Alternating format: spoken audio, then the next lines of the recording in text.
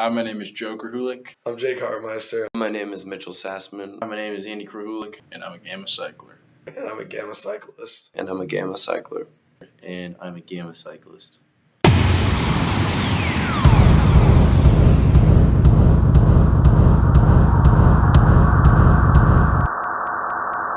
Okay, so Gamma Cycling came about in the 2000s or so, and it was a result of kind of like disillusionment with SAE as a whole nationally.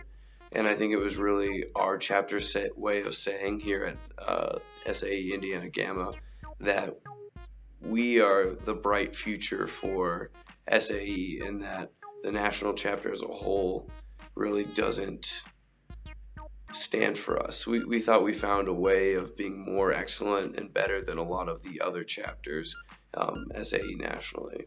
We did so well, and our now coach Dan Burns, he kind of started it with us. He was just telling us, he's like Gamma Cycling means more to the bike team than anything, because like although SAE is like our fraternity, we're Indiana Gamma, so it's more personal than just being part of something that's national. Gamma Cycling is the elite level of Sigma Alpha Epsilon bike team. Really, I guess it started in the 60s, and it's not common to have Gamma Cycling. Gamma Cycling is like the peak. So when I started, we were just SAE. It's when we reached out to alumni, when they helped us. That's when we kind of got into the Gamma Cycling Club. But it's really it's a fraternity within a fraternity. We like to say it's the fraternity within the fraternity. It's like a fraternity within a fraternity is the way we describe it. As I said earlier, a fraternity within a fraternity. It's a special type of brotherhood because I feel so close to guys who race in the 80s, guys who race in the 90s, guys from the 2000s. Everybody's gone through the same thing, so we have this common experience, and it's really it pulls everybody together in a way that I think it's hard to recreate that. It's the guys I get to hang out with. So 2 other seniors from my pledge class also joined SAE Cycling, Andy Krahulik and Jake Hartmeister. And I've grown so close to them. I live with them. I've actually lived with Jake the past 3 years, from freshman until senior year, and Andy just this past year. And I know more about those guys than I would have ever expected. And we spend 15 hours a week together training, and it's made for just a great 4 years with them. And all the guys that were on the team when I joined, and all the guys that are on the team now, are some of my best friends in the house. They're going to continue to be some of my best friends down the road, and I'm just really glad that we have that kind of brotherhood and we can bond over something so unique like biking in that race. Gamma Cycling for me is really just helped me mature as an individual, kind of building the team back up to what it is now. And really, without it, I would have a completely different college experience. We've created a program that is well known throughout the bike community, and not only that, the house has created an atmosphere where people want to come in and join, not just the bike team, but the fraternity as well. And I think that by creating that atmosphere and that strong team, we're going to be able to, on an annual basis, attract more and more great guys who also happen to be great bikers that are going to continue to keep this team top 5 finishes and hopefully add more to our victories, of saying that we only have one in 2002 and one in the 1960s. So before my senior year of high school, SAE, that was the second time SAE had gotten into the race. First year, 2011, we finished 27th place. In 2012, my senior year of high school, we finished 29th place.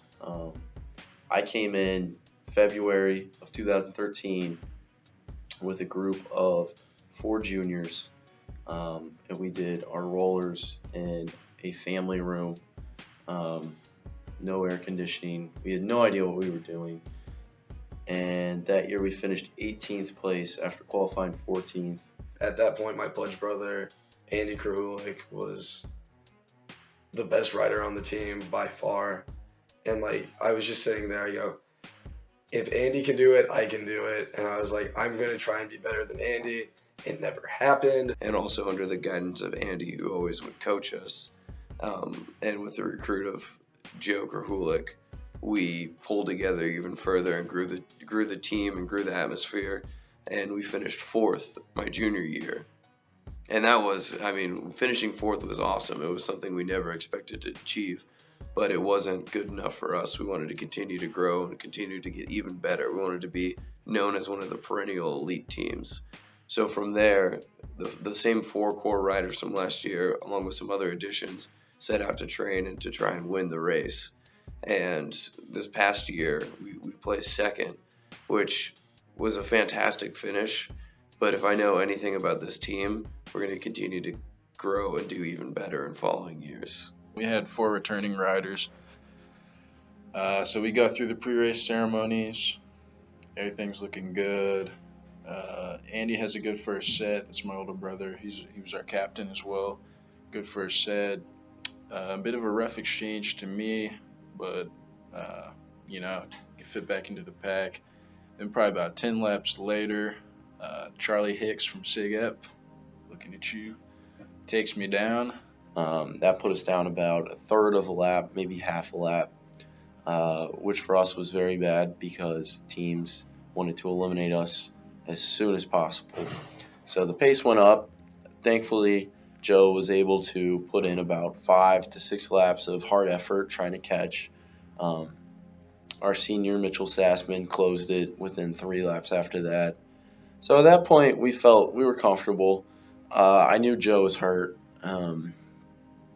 But at the same time, we were right back in it. The next set, I went out and did 35 laps to try and give him some room.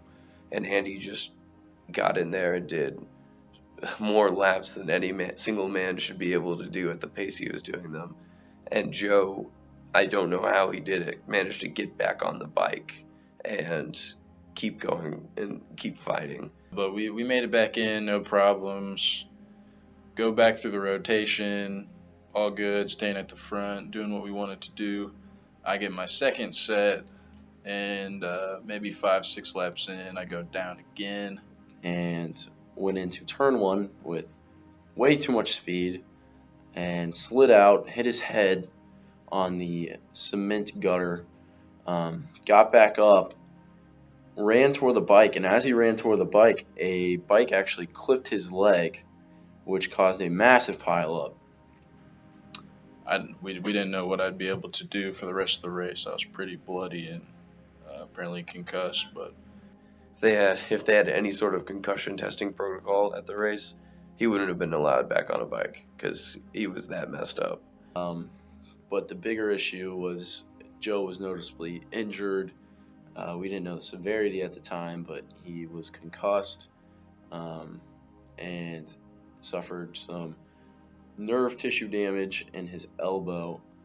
So that was rough at that point.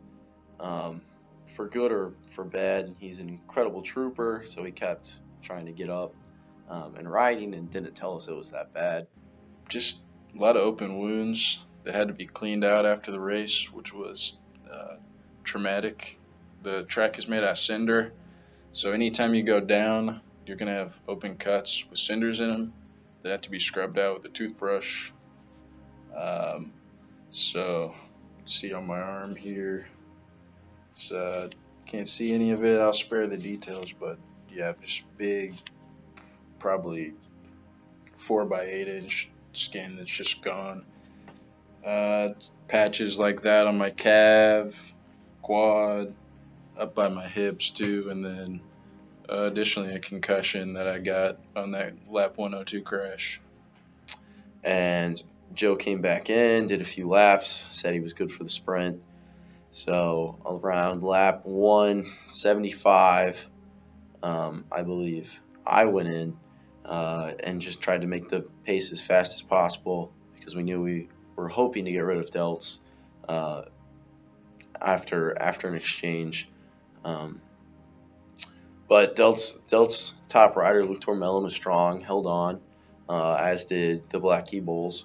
So it ended up being 3 teams after we dropped cutters and gave the bike to Joe with, I believe, 4 laps left, and he went in the sprint. We had our final lap. I was in first at the white flag, just as we had planned, and going around turn 1, turn 2, I held it, and then Luke Tarmelin from Delta Tau Delta just did a massive attack and the fastest lap in history. Just he had an extra gear. There was probably nothing Joe could have done to beat him. I couldn't get on his wheel, couldn't get around him, and that was the race. It doesn't always go the way you plan, but second place was pretty good for us. Finishing second was great. I mean, we would have liked to win, but we executed our strategy to perfection. We did exactly what we wanted to do. We got Joe on the bike in the like final sprint out with a chance to win it. Unfortunately, some things didn't go our way, even though we executed our strategy perfectly. Luck wasn't on our side. And like we saw Andy do a like 30 lap set, and like Joe went down 2 more times, and we were freaking out, but we knew we were a strong enough team that like we could come back from any kind of adversity, and we just like went out there and we kept riding, and we rode as hard as we could. I mean, you kind of just like don't remember parts of the race, but like big things stick out to you. But the majority of the race, you just kind of like almost just don't remember what's going on.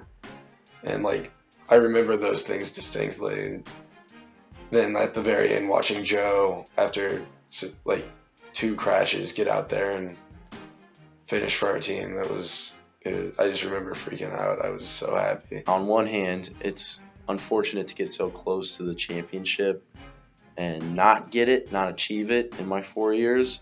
But on the other hand, we had a great race. We were not lucky, and we still had a great race. And to be able to build the program from 18th and 7 laps down my freshman year to second place in the sprint it's pretty cool. And I think it's only now really starting to hit me just how cool that is.